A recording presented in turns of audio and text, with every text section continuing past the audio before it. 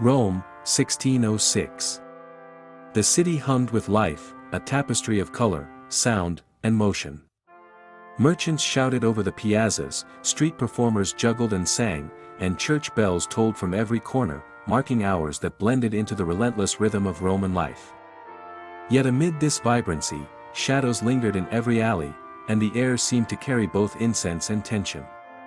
In these same streets, Michelangelo Merisi, known to the world as Caravaggio, moved like a force of nature, restless, volatile, and sharply aware of both admiration and animosity directed toward him.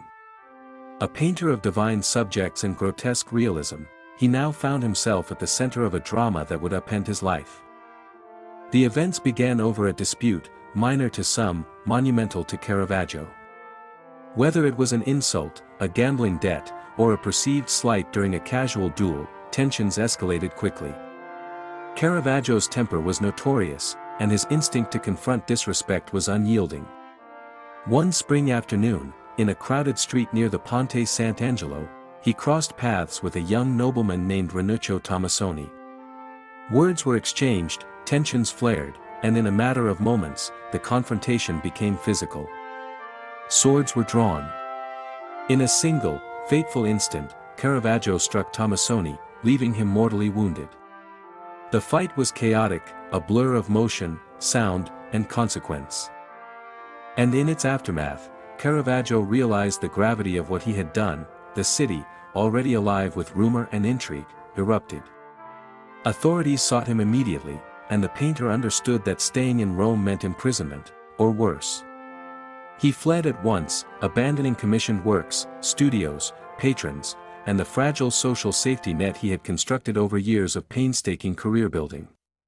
For months, he became a man without roots, traversing the Italian countryside from Naples to Florence, Medina to Milan, living in constant fear of discovery. Sometimes he relied on sympathetic friends for shelter, other times, he slept in abandoned buildings, church attics, or rented rooms in towns where his identity had to remain concealed. Every step carried risk, every encounter with strangers could be fatal, yet even as Caravaggio navigated this perilous existence, his artistic vision did not falter. On the contrary, the intensity of survival sharpened his eye. Paintings produced during this period are marked by a rawness and immediacy unparalleled in his earlier works. His mastery of chiaroscuro, the dramatic interplay of light and shadow, became more extreme, reflecting not only artistic choice but lived experience, a mind constantly aware of the fragility of life, the proximity of death, and the fleeting nature of security. Works like The Taking of Christ and David with the Head of Goliath reveal figures caught in suspense. Fear, and violent action, echoing the very tension Caravaggio himself felt in Exiled, the painter's fugitive life was a crucible for experimentation. Without the patronage and supervision that had guided earlier commissions, Caravaggio's brush moved with autonomy and urgency. The streets he traversed, the inns he occupied, the narrow escapes he survived, they all informed his compositions. His figures are not idealized, they are tangible, visceral, mortal. Hands tremble, muscles strain, and eyes convey a blend of terror and resolve.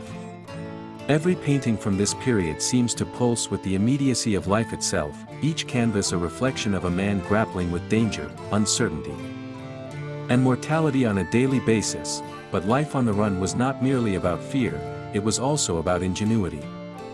Caravaggio learned to negotiate with patrons discreetly, sometimes sending works under false names or through intermediaries.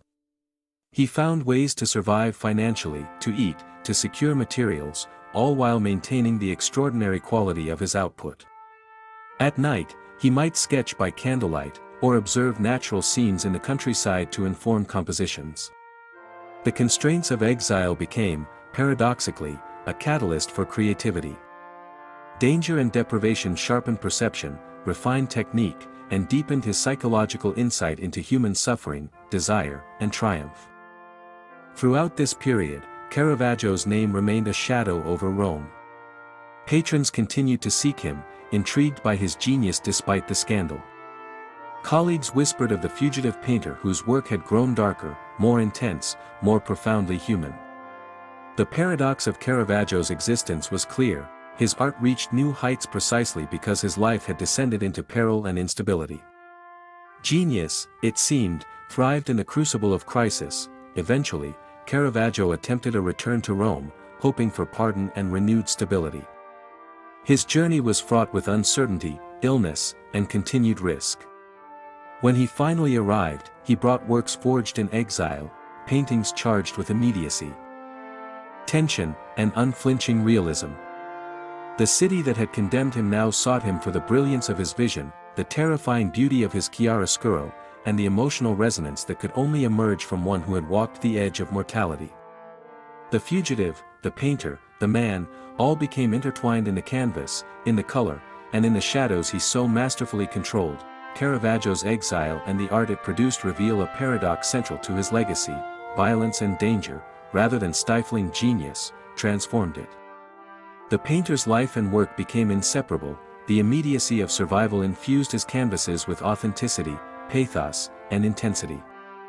This episode illustrates a timeless truth about art and creativity: moments of extreme tension, confrontation, and risk can yield works of extraordinary insight and emotional power.